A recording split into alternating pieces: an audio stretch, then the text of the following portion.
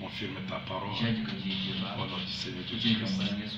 Amen. Nous sommes en train de parler sur les 7 chapitres d'Hébreux. Et nous sommes sur les 6. C'est Paul qui parle. C'est pourquoi les éléments de la parole de Christ. Tendons à ce qui est parfait. Sans poser de nouveau le fondement du renoncement aux œuvres morales. De la foi en Dieu. De la doctrine des baptêmes. De l'imposition des mains, de la résurrection des morts, du jugement éternel. Qu'est-ce que Paul veut dire? Il dit, tendons à ce qui est parfait. C'est ce que nous ferons si Dieu le permet. Et nous sommes sur le verset 4. Car il est impossible que ceux qui ont été une fois éclairés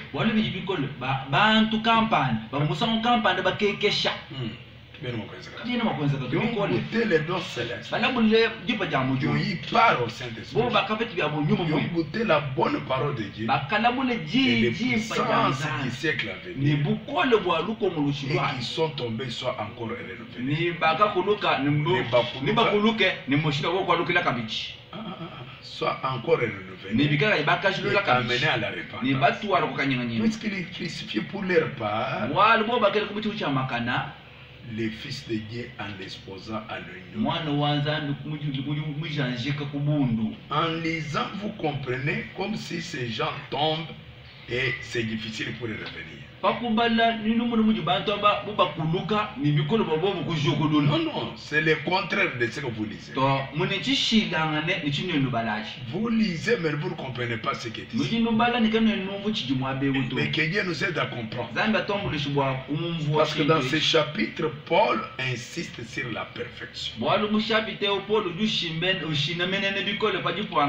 Il a vu ses frères tournoyer. Il n'avançait pas. Il les a vus demeurer dans des débats inutiles. Mais Paul les amène à aller à ce qui était parfait. C'est pourquoi dans les versets 4 et 5, tel que nous avons parlé à la fois passée, nous avons montré la prédestination. Parce que ce n'est pas par tes efforts que tu deviendras parfait. Et personne n'est parfait pour parfaire l'autre. C'est le parfait, c'est le Seigneur Jésus. Et la perfection est possible quand tu entres dans l'homme parfait. Alors un homme qui pense avoir atteint la perfection, il est impossible que cet homme qui a eu le Saint-Esprit goûter au don céleste puisse tomber. Donc là, je vous ai dit, ici nous faisons un enseignement. Vous avez déjà vu les gens avec l'évangile. À un moment donné, il abandonne. Parfois tu te poses des questions, c'est quoi? Non, parfois nous avons des mauvaises compréhensions des choses. Nous voyons mal. Nous comprenons mal. Quand tu vois quelqu'un qui prophétise, toi, il a déjà atteint la perfection. Tu l'admires. Quand quelqu'un prêche, pour toi il a atteint la perfection. La perfection n'est pas liée aux sensations et aux émotions. Frère nous dit dans cette prédication chapitre 6,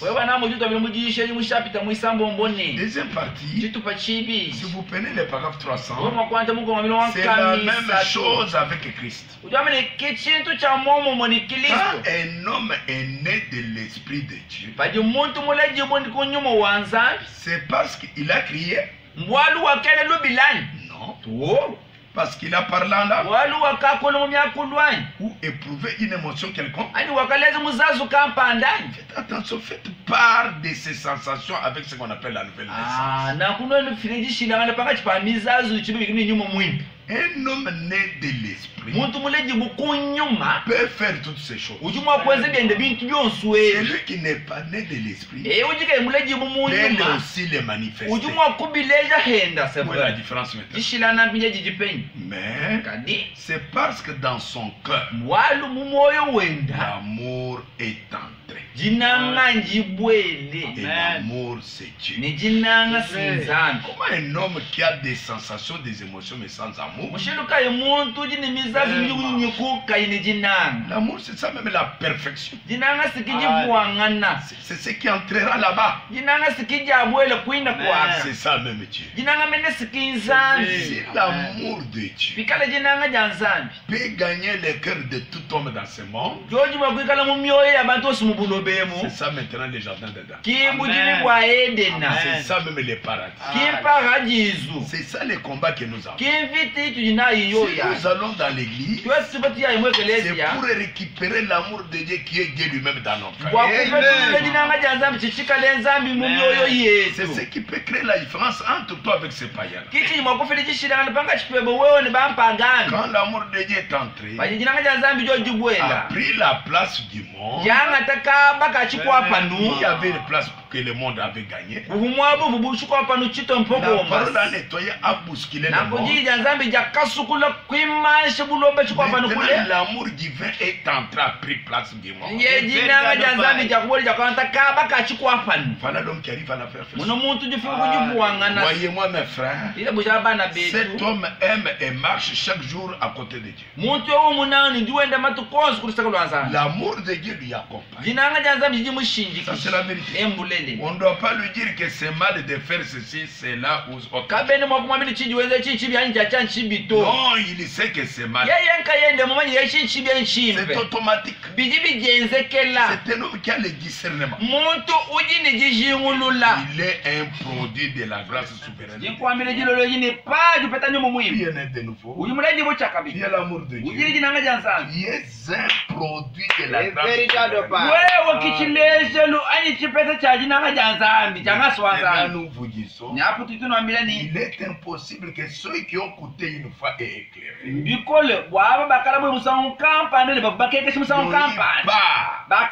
À l'appel céleste. Parfois, il crie, il a crié, il s'agissait ici de l'homme qui a été une fois éclairé et qui est tombé à nouveau. Mais ce n'est pas ce que dit la Bible. Écoutez bien ce que dit la Bible. Il est absolument impossible. C'est qu'il y a impossibilité. C'est comme la Bible dit quelque part. Si c'était possible que les élus puissent être séduits, c'est que ce n'est pas possible. Ici il dit il est absolument impossible. Pour un homme, dit-il ici, qui a reçu le Saint-Esprit de tomber. Ça ce n'est pas le Saint-Esprit. Personne ne peut avoir le Saint-Esprit et tomber. Ce que tu veux me dire, il l'a reçu, Dieu l'a perdu. Non, ça ne peut pas jamais. Ce n'est pas correct.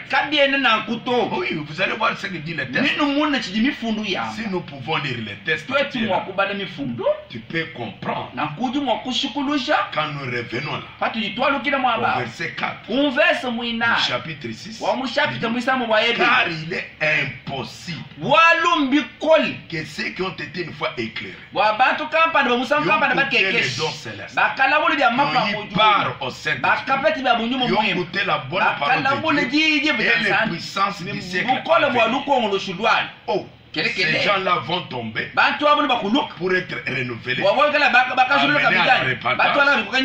Non, si ça arrive, là la Bible dit, il est crucifié pour leur part, les fils de Dieu et les espousants à l'ONU. Ils ne sont pas chrétiens. Ceux qui crucifient Christ de nouveau aujourd'hui, ce ne sont pas des chrétiens. Ce ne sont pas des gens nés de nouveau. Ce sont les gens sans la nouvelle naissance. pense servir Dieu. Il pense être en Christ. Mais qu'il expose. C'est la génération que nous condamnons. Ici, il y a un problème. Quand une terre est abreuvée par la pluie qui tombe souvent, quel est l'objectif? Elle produit une herbe utile à ce qu'elle est cultivée, assez pour qui elle est cultivée.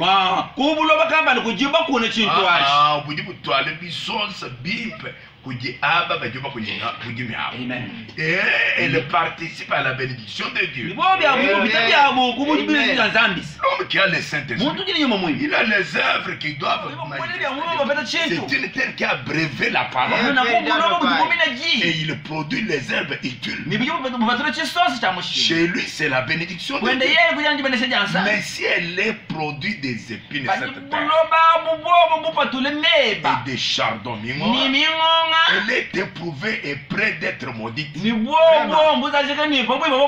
On finit par y mettre les feux. Non, ça ce n'est pas un chrétien né de nouveau. Vous allez voir que ce sont des incrédules. Parce qu'un chrétien né de nouveau, jamais il ne peut pas tromper. Jamais Dieu ne peut pas le faire. Ne comprenez pas mal la chose. C'est pourquoi nous vous disons et nous insistons. La perfection, c'est amener les gens à entrer dans le corps. Cet homme que nous parlons est caché dans le corps. Il devient Christ en pantalon ou en paille.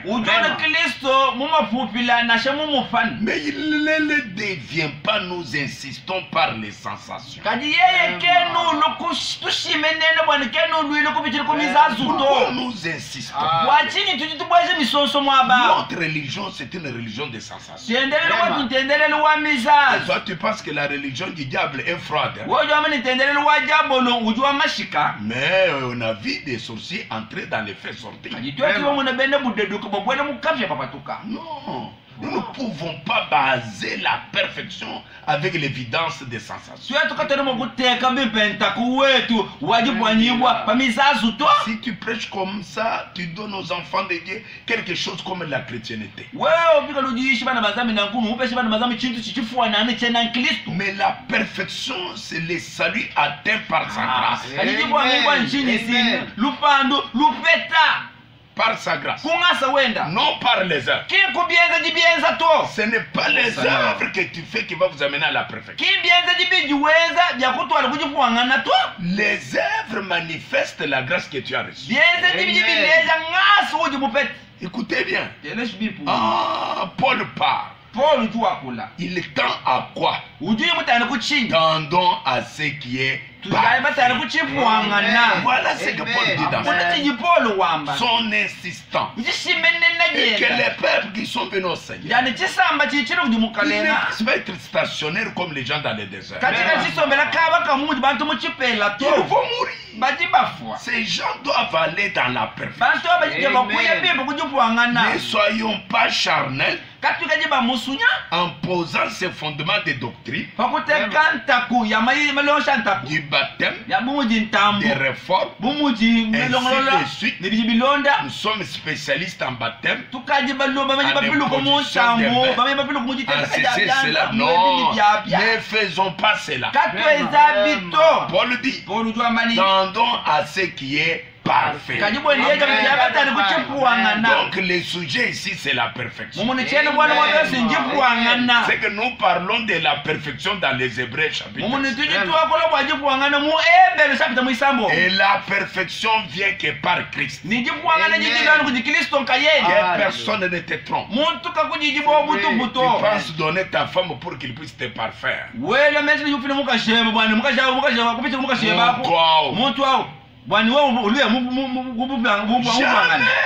Ça n'existe pas. Il n'y a aucune église parfaite.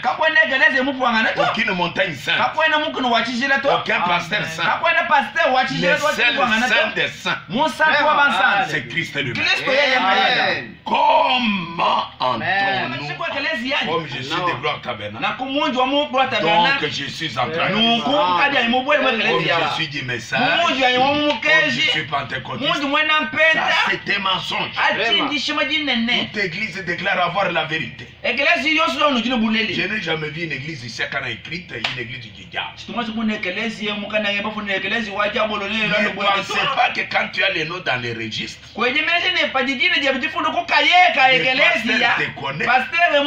es représentant provincial, alors tu es en train de... Non, la Bible dit, nous avons tous été baptisés par un seul esprit. Le baptême dont n'amène pas la perfection. C'est le scellement du Saint-Esprit qui amène à la perfection. Envie de former un seul corps. Non pas en parlant langue, jamais, ni par une poignée de main, ni par le baptême d'eau, par un seul esprit. Nous avons été baptisés pour former un seul corps. Nous sommes maintenant un seul corps aujourd'hui chrétien. Vous voulez me convaincre? Jamais. Nous nous disons tous chrétiens. Mais regardez l'indifférence qui règne au milieu. Où est la perfection? Nous sommes d'abord dans la même église. Les mêmes pasteurs. Les mêmes prédications. 3 sortes de croyants. Quelle indifférence! Et cette indifférence, nous parlons là, nous sautons, nous prophétisons, nous disons gens, vous êtes à la perfection. Vous avez le Saint-Esprit. Papa, ne donnez pas les gens une fausse histoire comme ça. Jamais. Écoutez bien. Oui, oui, ça c'est la vérité. Qu'est-ce que vous excisez à la cité? C'est la perfection que je suis en train de parler. J'aimerais que vous puissiez saisir cela. Quand vous en arrivez à cela, à cette perfection, mon frère, vous êtes en Christ. Alors le monde est mort pour vous. Le monde n'est pas dans l'homme qui atteint la perfection. Ça n'existe pas dans l'homme qui est en Christ. Vous marchez avec l'agneau chaque jour. Vos pas sont dirigés par Dieu dans ce que vous devez faire. C'est le corps de Christ. Qui dirige ce corps? Ce n'est pas un homme. Quand le Saint-Esprit viendra, il vous conduira dans toute la vérité. Ça c'est la vérité. Oh, que d'œuvres et afflictions nous raconterons. Nous allons pouvoir avoir les épreuves, des afflictions. Vous dites, passez-vous par des épreuves? Bien sûr. Qu'est-ce? La grâce. Ce que Dieu a fait pour moi. Les œuvres, c'est ce que moi j'ai fait pour Dieu. Écoutez bien. Quand tu fais les œuvres ne vous amènent pas à la perfection. Les œuvres ne vous amènent pas à la grâce. C'est Dieu qui vous amène à la grâce. Tu es sauvé par sa grâce. Les œuvres que tu manifestes, c'est un signe de reconnaissance de la grâce qui est en toi. Si les œuvres vous amènent à la grâce, ce n'est pas un don gratuit. Parce que la grâce c'est un don gratuit. C'est ce que Dieu a fait pour vous. C'est par grâce que vous êtes sauvés. Et les œuvres, c'est ce que vous faites en reconnaissance de la grâce que vous aimerez, faire les œuvres du Seigneur. Certainement. Vous l'aimez. Ça c'est la vérité. C'est pourquoi regarde. Quand quelqu'un est à la perfection, il a la grâce. C'est quoi? Quand tu es dans le de baptême, tu n'as pas eu la grâce. Tu es justifié. C'est l'une de l'étape de la grâce. C'est un voyage. Tu n'es pas arrivé. Il y a la sanctification. Sans laquelle tu ne verras jamais. Quand tu arrives à la sanctification, c'est une étape de la grâce. Tu n'as pas encore la grâce. La grâce devient pleine. Au sommet. À sa perfection. Avec l'essellement dans ton âme du Saint-Esprit. Les œuvres deviennent automatiques. C'est pourquoi cet homme, même s'il n'a pas mangé, il prêche.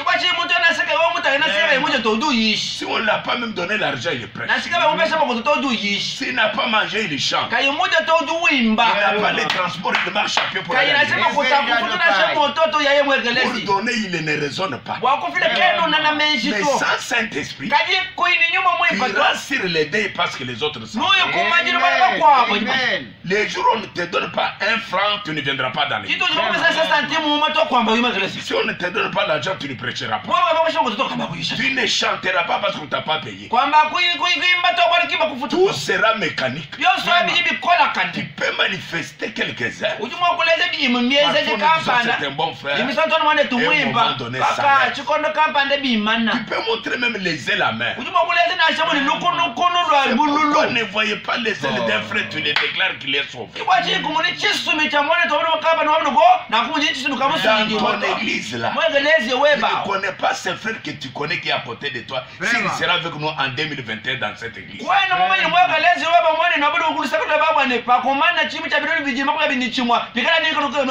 C'est pourquoi faites beaucoup attention. Ne prenez pas les œuvres en faisant la doctrine.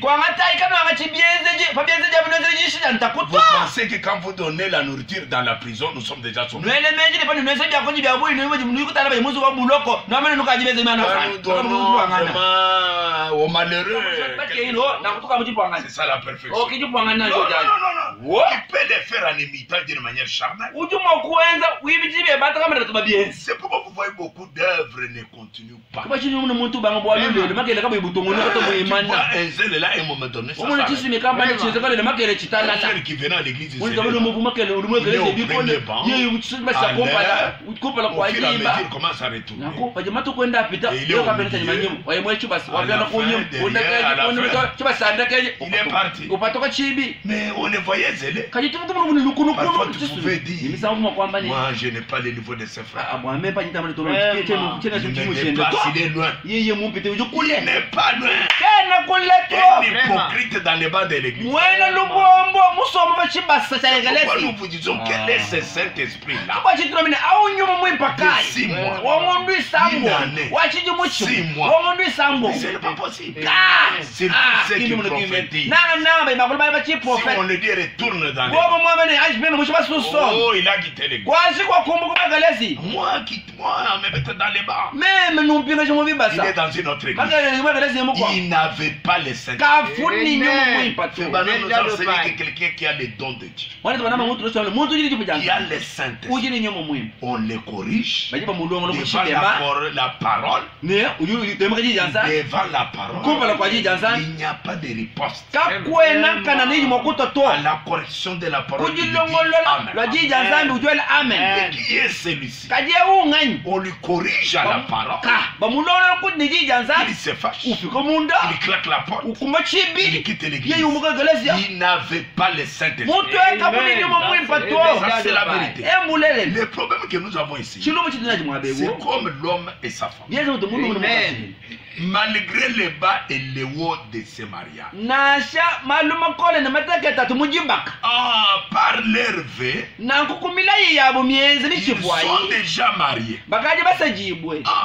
Ils sont mariés. Ils sont liés. Mais qu'on ne vous trompe pas. Dans les mariages, il y aura des bas et des hauts. Ils vont même s'injurier. Ça qu'ils même au pas. Mais tu verras, les mariages ne se cassent pas. Malgré ce qu'ils se font là, mais il y a quelque chose qui les lie. C'est la même chose d'une personne sauvée. Il est en mariage par un V avec son Dieu. Malgré ses bas et ses hauts, il meurt qu'il soit vivant, qu'il ait l'argent ou pas, qu'il ait un problème, on l'injurie dans l'église, on le critique. Cet homme est sauvé, il n'abandonnera jamais Dieu. Il est lié par les liens du mariage. Nous donne un exemple. Dans Paragraphe 350, nous deux le fait que j'ai pris main de sa femme Broye, il l'a pris comme épouse. C'est ce que l'amour a fait pour elle.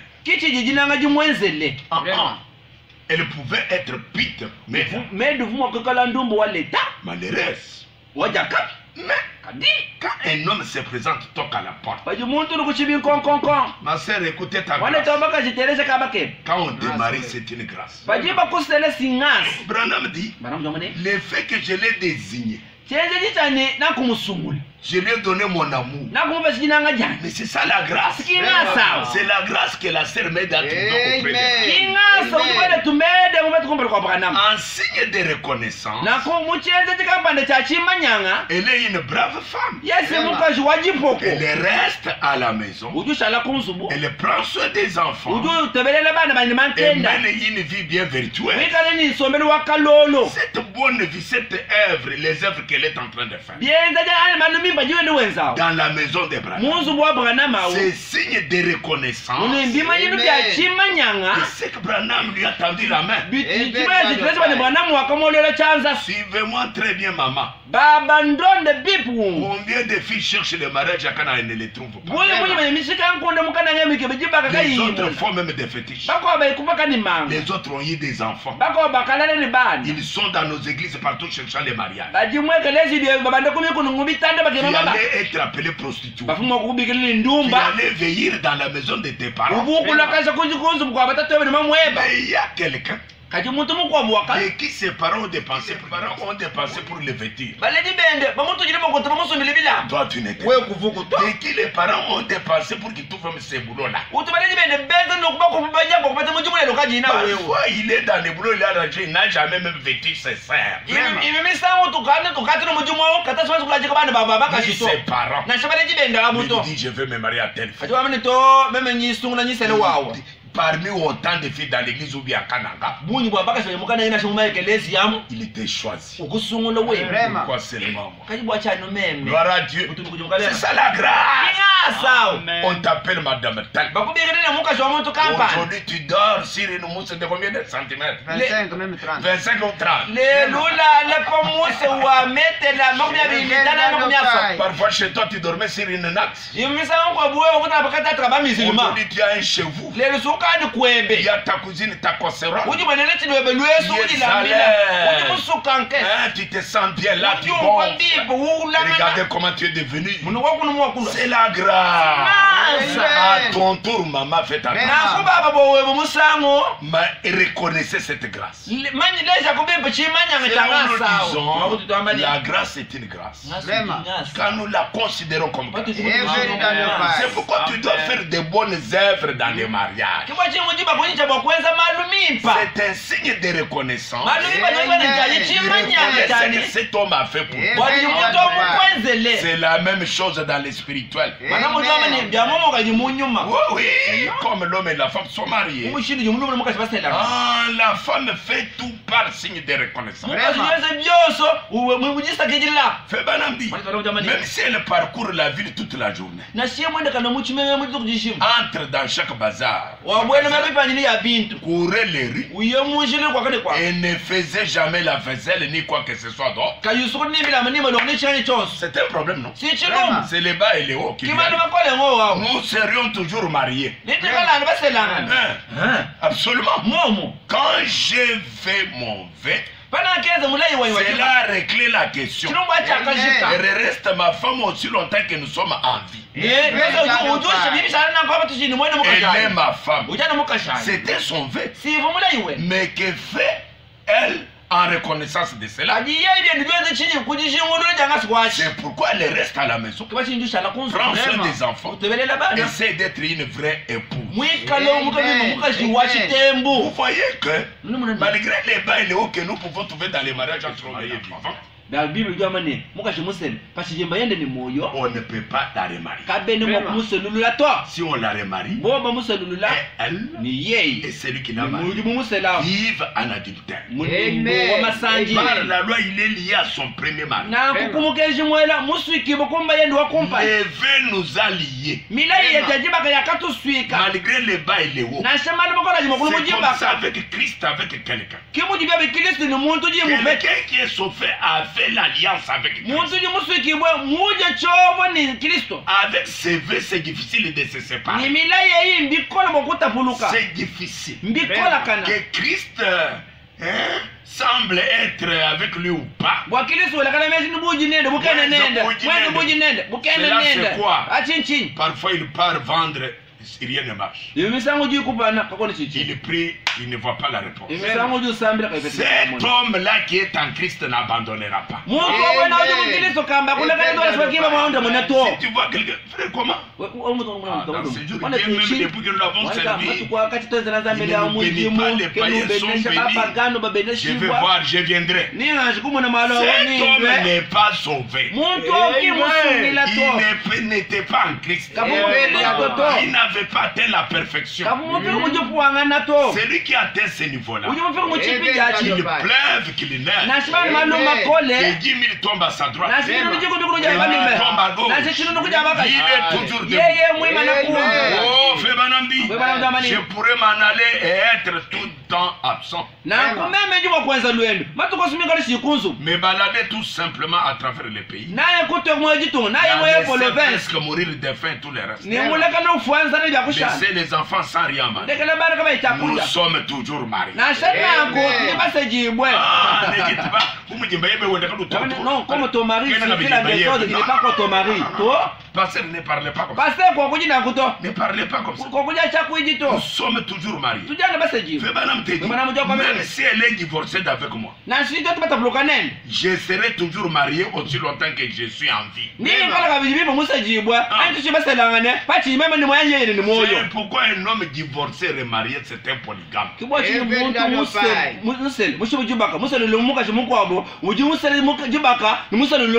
Pourquoi j'ai fait ces vœux jusqu'à ce que la mort nous sépare. C'est vrai. Est-ce que la mort nous a séparés? Quand tu abandonnes Dieu, la mort vous a séparés. Parce que quand tu es allé dans le débat, on t'a posé la question. Crois-tu le Seigneur Jésus comme ton sauveur personnel? Oui. Jusqu'à la mort. Maintenant tu abandonnes, tu n'arrives pas à la mort. Quand vous êtes devant les pasteurs, l'homme et la femme, c'est marié, c'est pour combien de jours? Pour toujours. Dans les malheurs et dans les bonheurs. Seras-tu fidèle à cet homme? Aimeras-tu ta femme? Maintenant la mort est venue. Voilà le problème. C'est la même chose dans l'esprit. C'est vrai. Nous sommes toujours mariés. Pourtant je pourrais être un mari lamentable. Elle pourrait être une épouse lamentable. Et si nous aimons, nous nous aimons, nous restons ensemble. Nous portons les fardeaux ensemble. Tu prends aussi la croix, tu me suis. On doit porter la croix ensemble. C'est l'appel dans la Bible. C'est lui qui est fatigué et surchargé. Il vient auprès de moi. Prenez mon fardeau. Mon fardeau est léger. Vous voyez, nous devons prendre le fardeau ensemble avec Christ. Ça, c'est la vérité. C'est ainsi qu'il en est de Dieu. Et de son Église.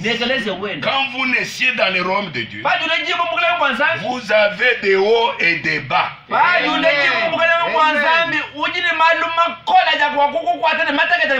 Le christianisme n'est pas sur le plan d'or. C'est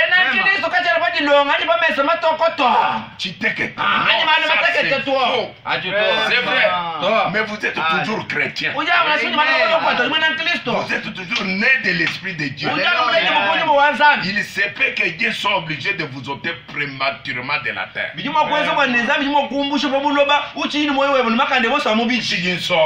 Cela ne vous sépare pas vraiment. Dieu est toujours chrétien là où tu es. Il est impossible que ceux qui ont été une fois éclairés, qui ont goûté au don céleste, qui soient jamais tombés, soient encore renouvelés et amenés où ça à la repentance. Maintenant, je sais à quoi vous pensez, vous qui me suivez. Permettez-moi de vous prendre quelque chose d'un peu plus fort, afin que les légalistes puissent réellement se taire. Allons dans Hébreux au chapitre 10.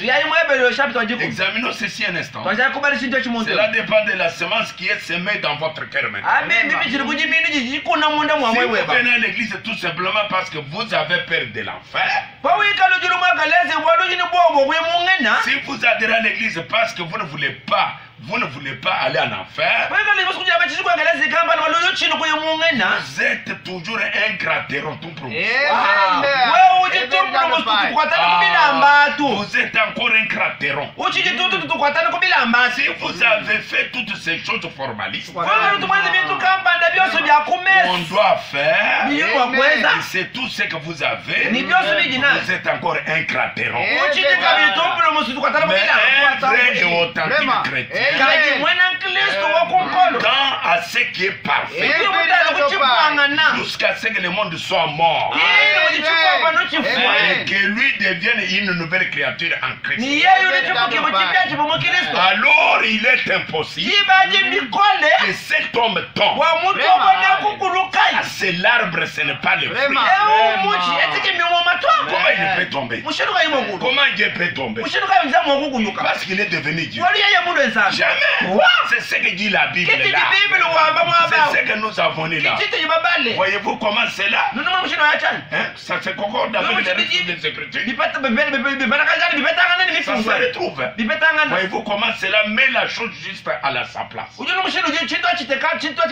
Si nous prenons Hébreux 10, 26, c'est différent.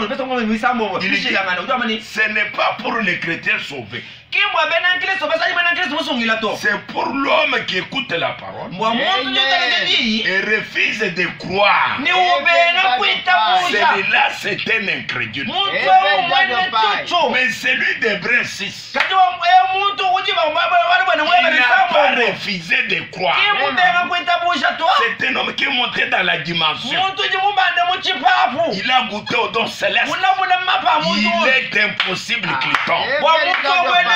Il ne tombera jamais. Ça c'est la vérité.